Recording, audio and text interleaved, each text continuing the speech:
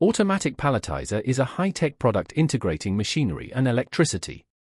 Medium and low-level palletizers can meet the production needs of medium and low output.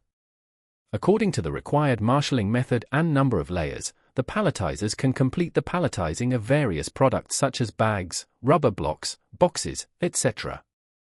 The optimized design makes the pallet shape compact and neat.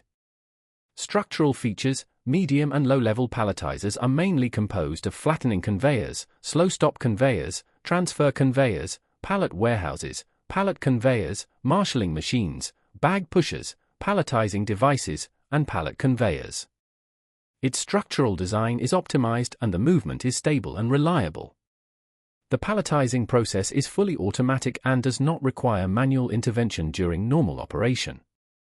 It has a wide range of applications. The main control components, including programmable controllers, variable frequency speed controllers, proximity switches, push-button switches and wiring terminals, are all first-class quality products, ensuring the reliability and long life of the system hardware. The combination of high-quality hardware and specialized control software designed by experts realizes a high degree of automation of the system.